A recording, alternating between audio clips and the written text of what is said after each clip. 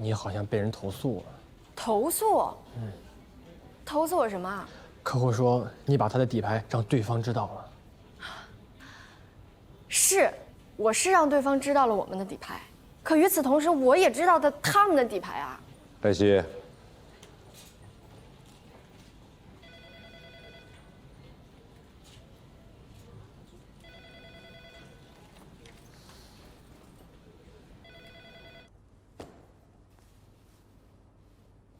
陆军是我们律所的客户，陆军到我们律所来投诉，说罗宾把自己的案子交给了一个助理，而这个助理是对方的卧底。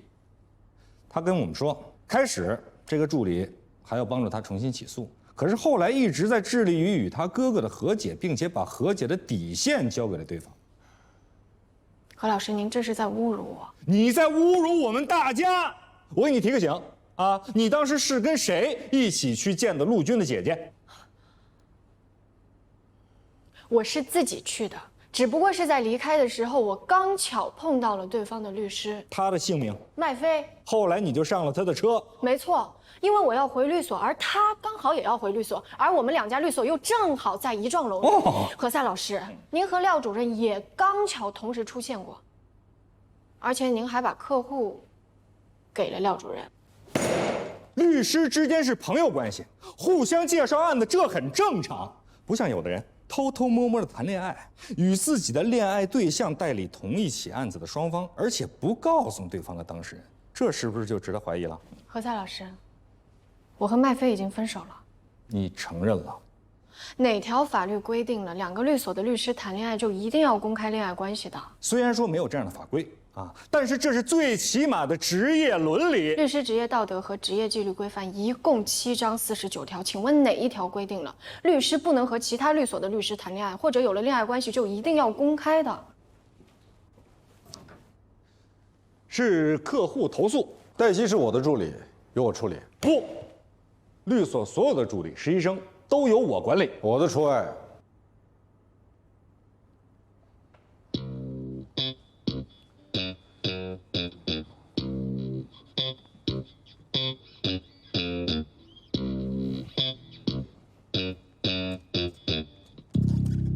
我真的没想到陆军竟然会投诉我，你为什么没想到？你应该想到，我可是他这边的呀！所以他才投诉你。啊，他跟你说他可以给他哥哥补一些钱，但只要他哥哥不要卖掉房子，这是他的底线。而你不应该把底线告诉对方律师，哪怕对方律师是你的前男友。我就是想快点把这个和解协议给签下来。那你知道他哥哥为什么要急于卖掉房子吗？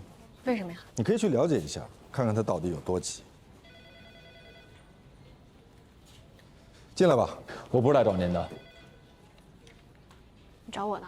对，但这个事儿也得让罗律知道一下。什么事儿？你说。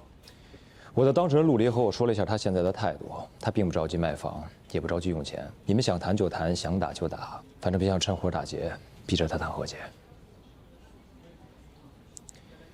我能和我前女友出去吃个饭吗？不能。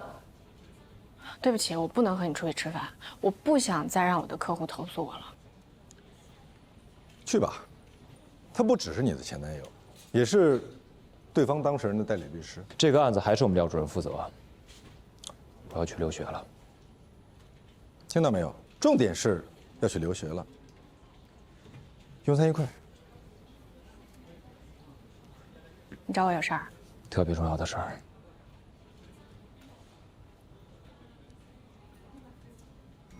哎，林大姐。哎，林大姐。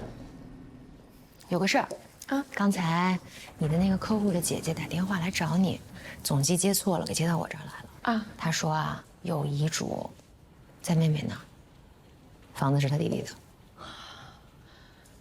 哎，那她妹妹为什么一直都不拿出来呀？说是她妈妈走得比较突然，办完后事之后，妹妹就带着孩子出国了，把这事儿给忘了。当时其实也没有人提这个遗产的事情，因为老人没有什么遗产，就这么一个房子，大家默认这个就是给弟弟的。后来今天姐姐给妹妹打了一个电话，妹妹就说：“你怎么不早问我？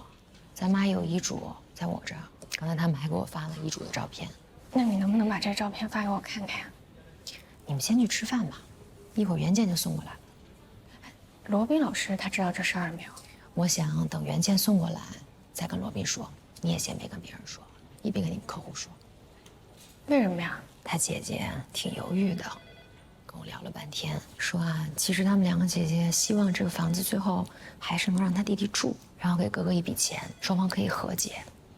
如果弟弟现在就知道有遗嘱往死里头搞，那他们兄弟俩不就真成仇人了？所以呀，咱们也先别多事儿，等他姐姐把遗嘱原件拿过来，听听他的想法，再说。行，我觉得有道理。快去吃饭吧。谢谢丽娜姐，拜拜，拜拜，拜拜。走吧。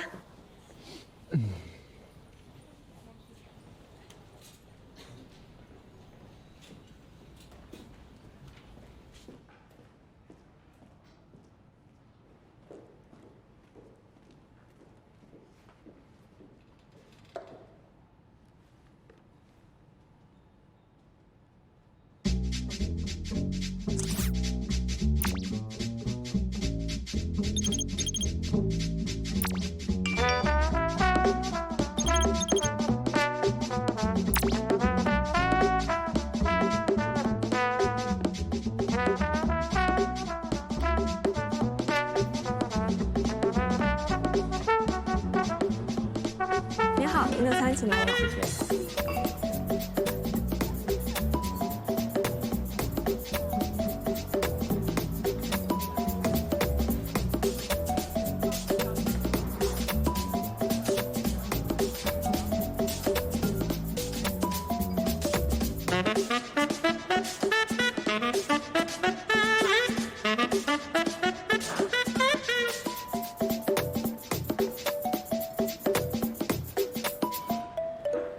不好意思啊，工作上的事儿。没关系。哎，如果你忙的话，咱们今天就别吃饭了。有什么事儿现在就说了吧。哎，还是吃吧。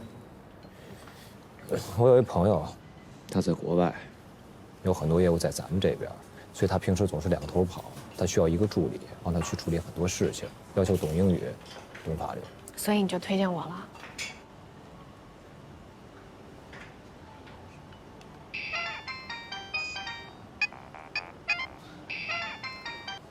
喂，罗宾老师。刚才廖佳敏来电话说，他希望双方能够尽快签署和解协议。他说这次应该让双方都会比较满意。真的？你赶快回来吧。哦，好的，好的，好的。我先走一趟了啊。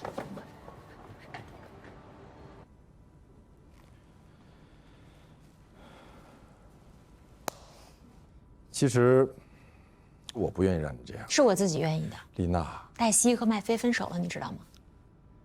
我知道，他们俩还会和好的。这不是你我该关心的话题。他俩其实并不合适，不合适还在一起才叫感情。你懂感情吗？我不懂。林静薇，我知道，他要结婚了。他其实爱的人是你。你这样说不好，缺乏事实依据。他来找过我，问你有没有女朋友，是不是单身，住在哪儿，是不是一个人住。你就和盘托出。我跟他说了，你们两个不合适。他不信。他跟我说，合适在一起不叫感情，不合适在一起才叫感情。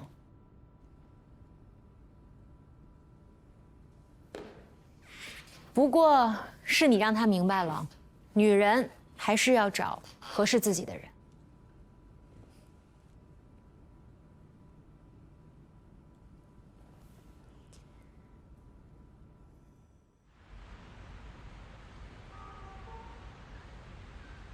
你们怎么突然就想要签了？我们廖主任也做了很多工作，既然陆军愿意给补偿，那就和解呗，毕竟他们还是兄弟啊。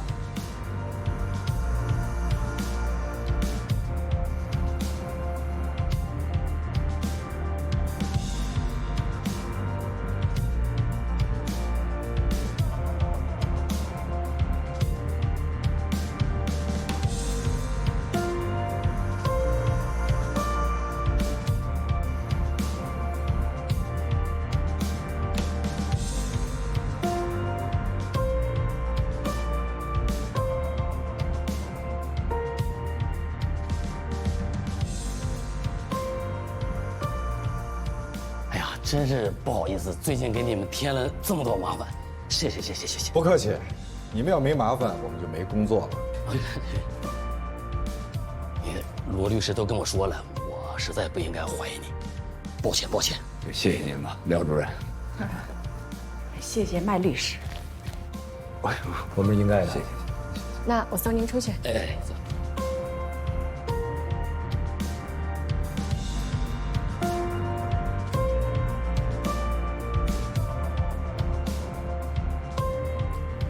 看来您和您的当事人还不知道他的二姐已经找到遗嘱了吧？麦飞，你曾经是我的助理，你很聪明，脑子也很好用。但是你知道我为什么没有把你留在全景吗？为什么？因为你太喜欢自作聪明，这样不好。我现在可以明确的告诉你，根本不存在什么遗嘱。希望这个事情能够给你多点教训。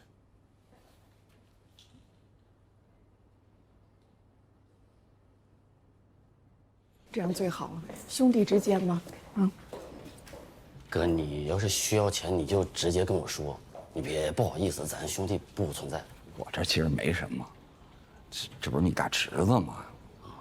他非要创业，我实在是没办法呀。哎，不过他跟我说了啊，你这个钱算投资，哎，你是他股东。哎，咱们怎么说都成，哥。哎，行。这边。哎。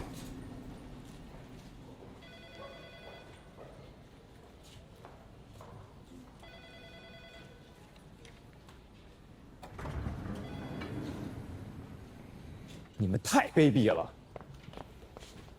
说什么呢？你跟罗宾算计我，你们根本没有遗嘱。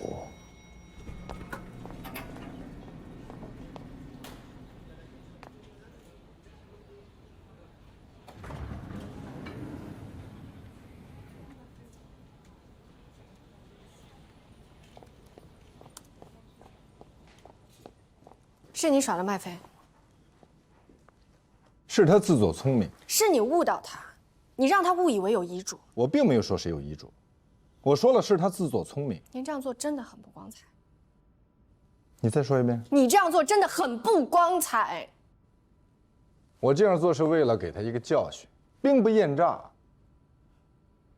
我现在终于知道为什么麦飞他无法从心底里真正的去尊重你。我不需要他的尊重，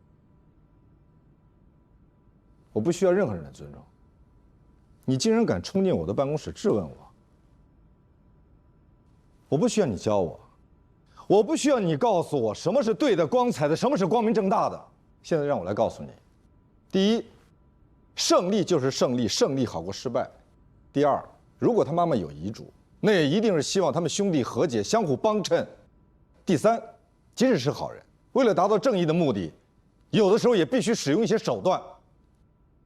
如果你想成为一个好的律师，请你记住这3点，牢牢记住。出去，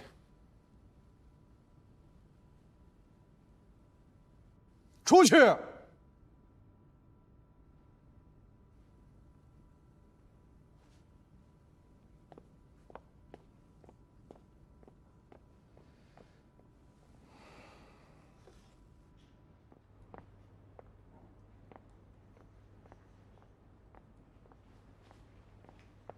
什么事儿？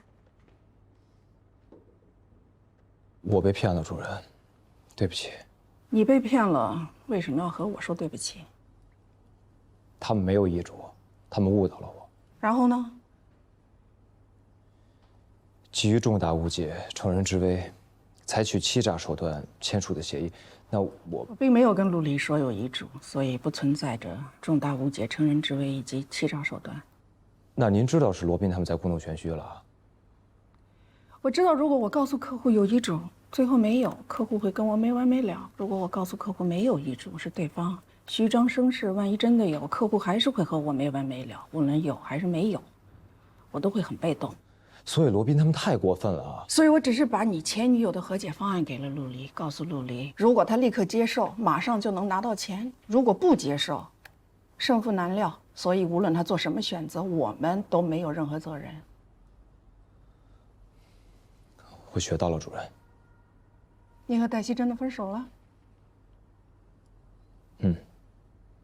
你走了之后，黛西和罗宾吵了起来了。啊？因为他认为罗宾骗了你，非常不光彩。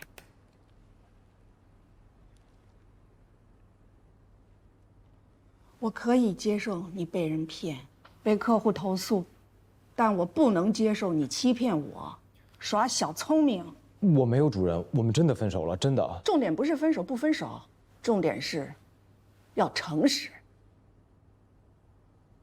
我记住了。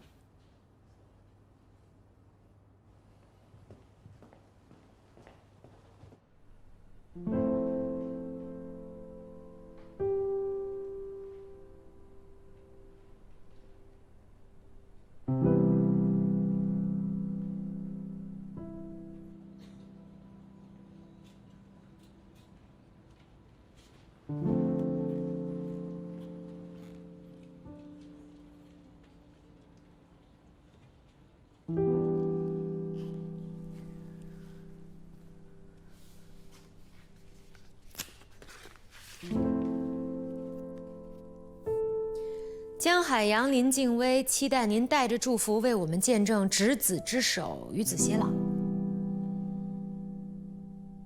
你怎么还没下班？这份请柬自从我送来到现在，一直放在同一个地方。你到底是看了还是没看？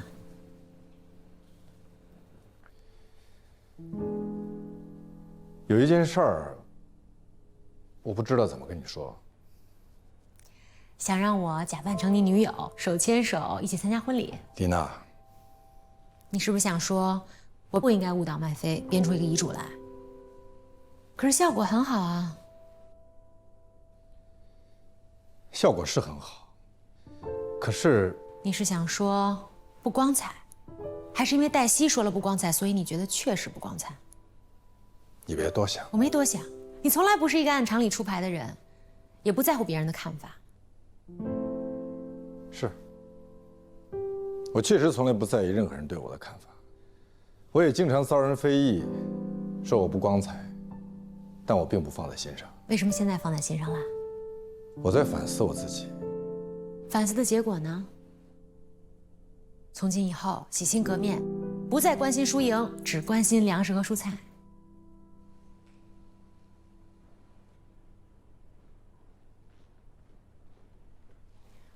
佳敏姐，怎么这会儿来了？有什么事儿吗？我没事儿，闲的。您日理万机，时间管理到分秒，怎么可能是闲的？肯定有事儿。你我都是律师，我们各为其主，据理力争，狭路相逢，针锋相对，都是难免的。可是做人要有原则吧？那当然。你想过没有？如果我告诉客户你们有遗嘱，哄着他们签了和解协议，后果会是什么样？不敢设想。那为什么你要给我挖这么大一坑？因为我知道您肯定不会掉进去。你怎么知道？我是跟您学的呀。您是挖坑高手，您怎么可能会掉到坑里去呢？如果真的换做别人，我还真不敢挖。万一掉进去，那可怎么办？佳敏姐，这件事跟罗宾没有关系，都是我的主意。看你们俩还挺有默契。您过奖了。受之有愧。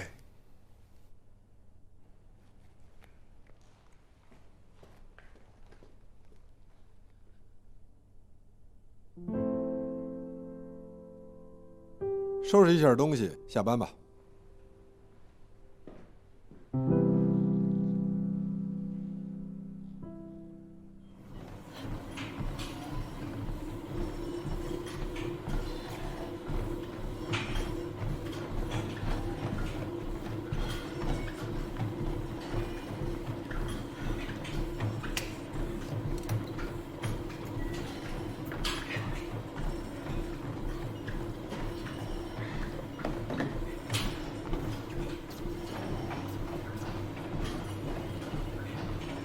哎，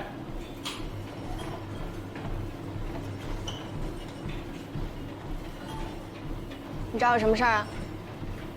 那个，听说你怼罗宾了？是，不过你不要误会，我怼他可不是为了你，咱俩已经分手了。不管为了谁，那在全景敢怼罗宾的不多，你算是创造了一个记录。什么记录？在你之前，那从来没有律师助理、实习律师敢怼老师的呀。你也没有怼过吗？我当然没有了，我一向尊师重教。你少来，你在我面前可没少说罗宾的坏话了。是，无爱无师，但无更爱真理。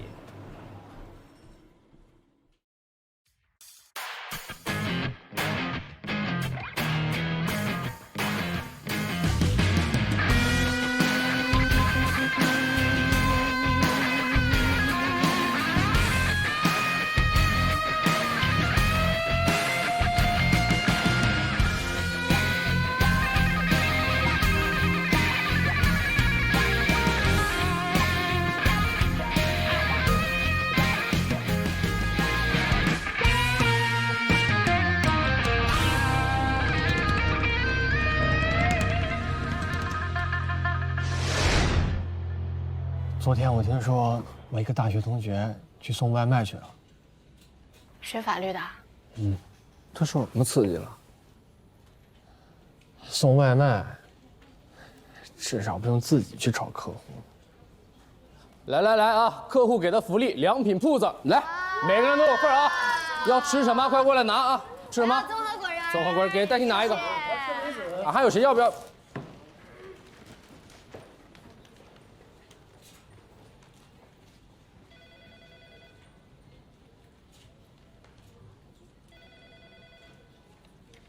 哎，我觉得你的何塞师兄今天脸色不太好。只要高级合伙人开会，何塞师兄的脸色肯定不太好。如果现在有一盏阿拉丁神灯摆在我的面前，你就许愿，律所的高级合伙人永远都别开会。不会许愿让何塞立即晋升为高级合伙人。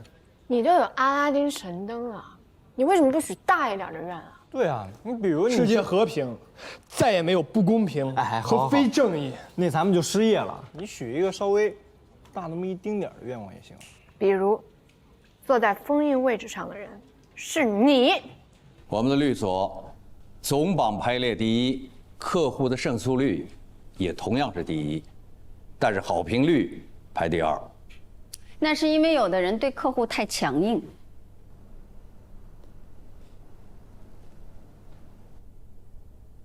那是为了保证胜诉率，客户找我们是为了来打赢官司的，所以我们必须要拒绝掉一些良莠不分、缺乏自知之明、不懂得尊重我们的客户。我们必须要让来找我们以及准备来找我们的客户知道，我们全景律所不是所有的案件都会接，也不是说你有钱就一定能够成为我们的客户，而高胜诉率也由此产生。律师实际上属于服务行业，对于有一些明知道要输的官司，你只要跟客户说清楚，客户是可以接受输的，他们只是需要有一个人替他们发声，替他们发微博、发朋友圈，替他们呐喊，就像一个无知的热血法盲一样，误导公众，让他们输的看起来不那么难看。对不起，这不是我的专业，我学的是法律，不是蛊惑人心。我们要既保证胜诉率，又要提高满意度。对，以后如果再有把我们的律师完全当成服务行业，并且不在乎输赢的客户，我一定介绍给吴大律师。罗宾，我们继续啊。苗苗奶茶是我们的客户，它的创始人苗锦发了微博，说是遭到了投资人刘军的性骚扰。苗苗奶茶虽然不是我的客户，但是我跟刘军比较熟，我可以争取他们和解。您的意思是让苗苗奶茶开个价，只要对方给的钱合适，就一切都 OK。这种案子最难的是证据，性骚扰又不是强奸，你说他摸了，他说没有，然后你到公共媒体上去嚷嚷，人家可以告你侵犯名誉权，你败诉了还要给人家赔礼道歉。您就打算这么跟我们的客户说呀？如果是这样的话，我看明年满意度第二都保不住，倒数第二倒是有可能。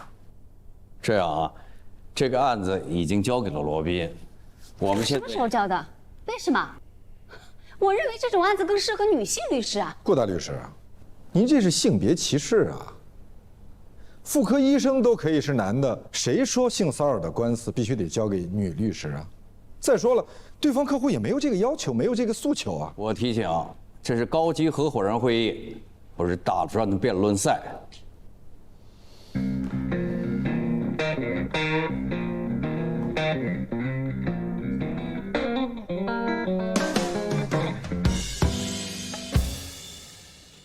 这是苗锦的案子，你跟他联系一下，了解清楚事情的原委。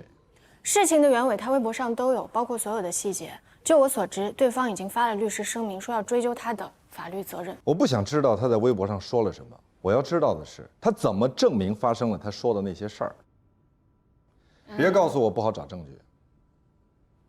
我没有要说这个。那你要说什么？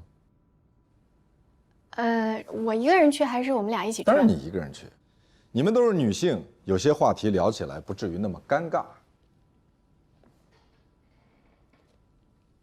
我这儿有个案子，需要您的帮助。你是我的助理，我不是你的，这一点不用再强调了吧？啊，好吧。站住！你去哪儿啊？我去找其他愿意帮助我的合伙人啊。你这是在威胁我。怎么是威胁了呢？律师接案子付出的是劳动，你强迫我接案子，就是在强迫他人劳动。按照《治安管理处罚法》第40条规定，以威胁、暴力或者其他手段强迫他人劳动的。第一，我没有使用暴力；第二，我这不涉及威胁吧？可你明知道我不喜欢你找其他合伙人。啊？我不知道。那你现在知道了。啊，原来我可以用这个方法强迫您去接案子啊！说吧，什么案子？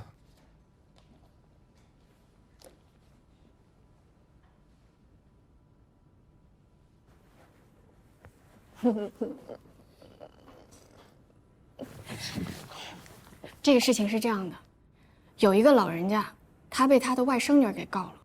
是因为拆迁款、征收补偿款，还是房产继承？征收补偿款，您怎么知道的？一般都是这种情况。房子是老人父母留下来的。没错，父母在世的时候就明确说了，这房子是留给老人家的。老人父母有几个子女？2个，一男一女。你的当事人是儿子。对，他就是被他的外甥女给告了啊！他的外甥女就是他姐姐的女儿。我知道外甥女是姐姐的女儿。起初，他姐姐请求父母，也就是孩子的姥姥姥爷。我知道您知道姥姥姥爷，请求姥姥姥爷把孩子的户口落在老房子里，姥姥姥爷就同意了。姥姥姥爷在世的时候，还专门把子女叫到跟前，说这个房子是留给儿子的，因为将来养老送终是儿子的任务。现在姥姥姥爷过世了，房子要被征收了，所以外甥女不干了。对，就是这个原因，所以他就把他们舅舅一家全告上了法庭，要求分割征收补偿利益。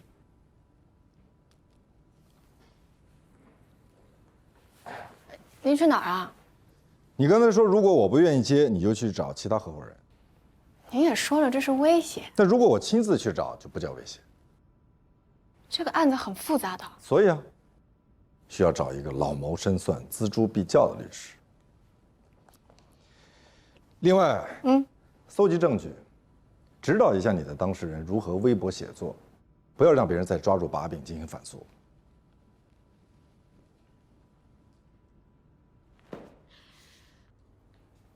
什么？给您的案子。为什么？表示内疚？怎么会内疚呢？咱们早过了抢案子的阶段。那你可不可以给我解释一下？你抢走了一个备受关注、吸引眼球的名人案子，换给我一个一地鸡毛、家产纠纷的案子。首先，备受关注的名人案不是我抢的，是封老大认为我比较合适，这是本着对客户负责任的态度。凡是赚钱的、赚名的、赚钱又赚名的，都是你比较合适。刘军是您的朋友，苗锦要告刘军，如果您在代理苗锦，会被客户投诉利益冲突。那照你这么说，小地方的人都不要当律师了，差不多谁跟谁大家都认识。我们不是小地方，我也不是3岁小孩。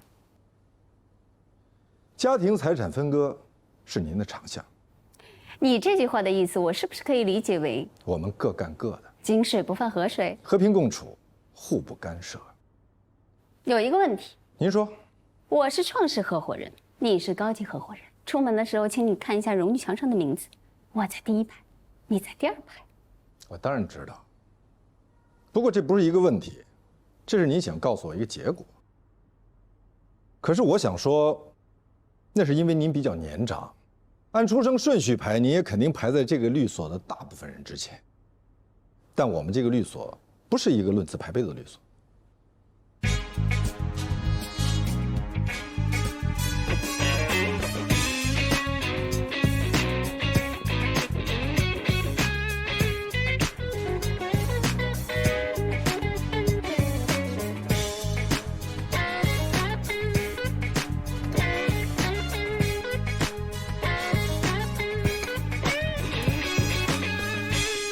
你又去招惹顾杰了是不是？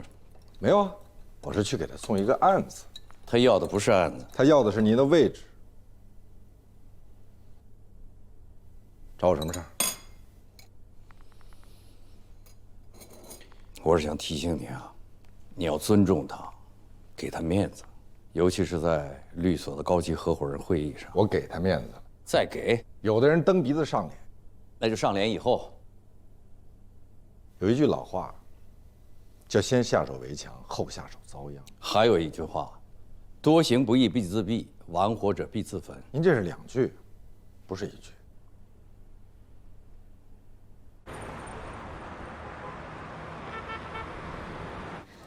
请问是苗瑾女士吗？您好，我是全景律所罗宾律师的助理黛西，这张是我的名片。罗宾律师呢？罗律师一般的案子呢，都会让我先过来和当事人对接。我这是一般的案子吗？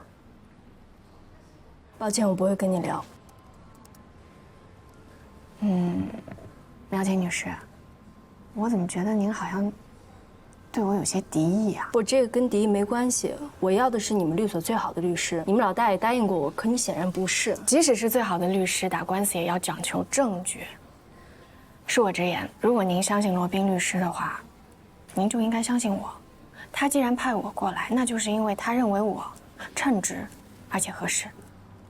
你要说到合适呢，我倒挺感兴趣的。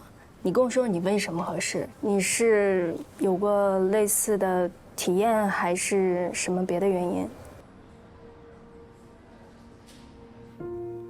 我曾经有一个闺蜜被实习老师骚扰。他回来跟我说了这事儿，我当时就一腔热血，把这事儿捅到了网上。然后你就被告了，然后被所有人泼脏水。那你后来这个闺蜜怎么样了？她选择了和解。和解？一般人扛不住这么大的压力的。不是，那和解不就等于把你出卖了吗？是。所以我当时很被动。那再后来呢？后来对方撤诉了。是你先屈服了吧？我没有证据。在那件事情之后，很长的一段时间，我都把自己关在家里，不上网，不见任何人，尤其是熟人。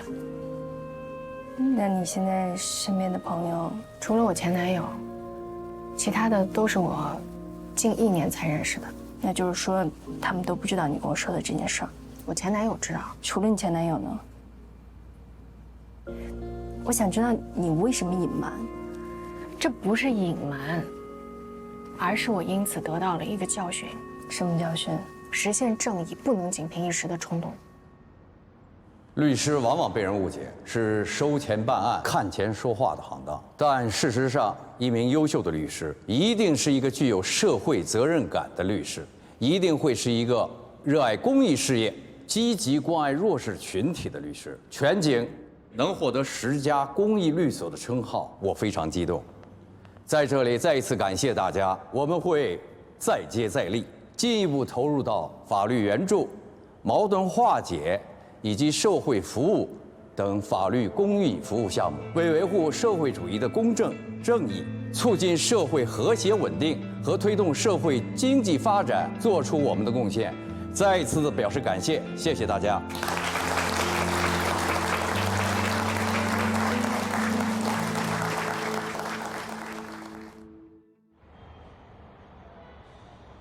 他当时并没有起疑心，因为那天是刘军的助理陪着他一起去的刘军家，然后坐的是刘军司机开的车。到了家里以后，保姆给开的门，告诉他们刘军在楼上，他就上去了。然后没想到看到刘军穿着个浴袍。助理呢？助理一进门就收到了一个很重要的电话，然后他就让苗姐自己先上去了。那他当时为什么没有选择报警呢？我是指他看到刘军当时穿的是浴袍。因为他当时只是穿着个浴袍，并没有任何侵略性的举动，所以他不确定这是不是算可以报警的范畴。可是他当时为什么没有选择立刻离开呢？因为他不知道刘军穿着个浴袍是不是只是他的个人习惯而已。所以他就在那儿待了足足有40分钟，直到人家对他动手动脚。恕我直言，我还没说完呢。你有没有想过，当人家对他动手动脚之后，他为什么仍然没有选择报警，只是愤怒地离开？然后1个星期之后，开始在微博上去揭发他。这1个星期发生了什么？你的意思是，他原本是自愿的，但是后来因为价格没谈拢，所以他就开始诬陷刘军了。我不是这个意思，但是对方的律师会怎么问？事实上，大家今天也都是这么评论的。说一个女人为什么谈工作、谈投资要到对方的投资人家里去谈，而不在办公室谈？那如果是您呢？您让丽娜姐陪我去您家谈工作，难道我会说不行？我要谈工作，我就只能在办公室里谈吗？第一，我从来没有让丽娜带着你去我家；第二，我从来没有穿浴袍跟你谈工作。如果有一天您让我去您家，然后您穿着个睡衣，我没有立刻离开，也没有立刻报警，不代表说我同意您。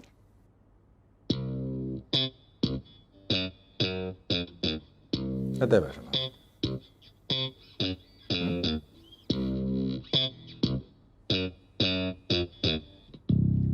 对不起，打断一下。谢谢打断。你现在马上再去找苗锦，把刚才的问题再问一遍。另外，你刚才说他去刘军家是保姆开的门，找到保姆。保姆是不会作证的。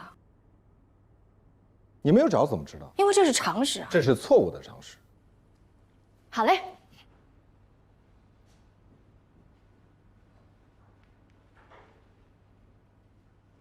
怎么了？今天方老大特别不对劲儿。哪儿不对？他2天戴了同一条领带。也许他有2条一模一样的领带。不，他没有，你有。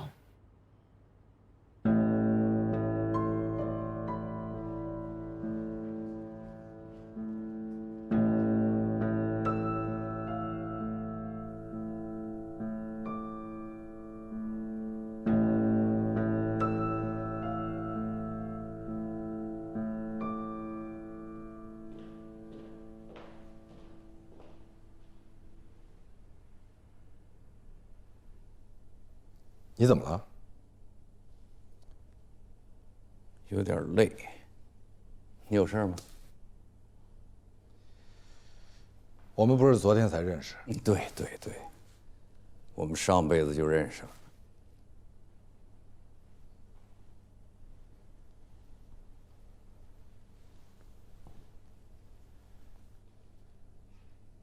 遇到什么事儿了？没事儿。肯定有事儿。我就是有点不舒服。哪里不舒服？要不要我陪你到医院去看看？不用。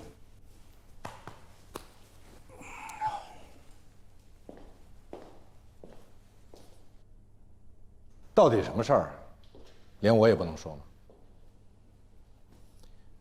你要是没事儿，我就先回去了。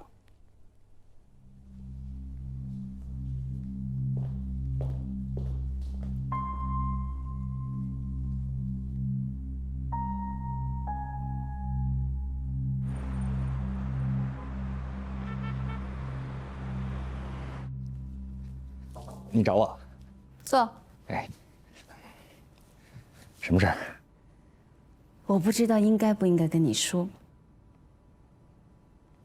我懂了。哎，说说你懂什么了？你本来有事情想跟我说，但是你见到我面之后呢，你又改变了主意。这种事情经常发生，我也经常改变主意，这个完全能理解。你的理解是错的。那我怎么理解才是正确的呢？我怕连累你。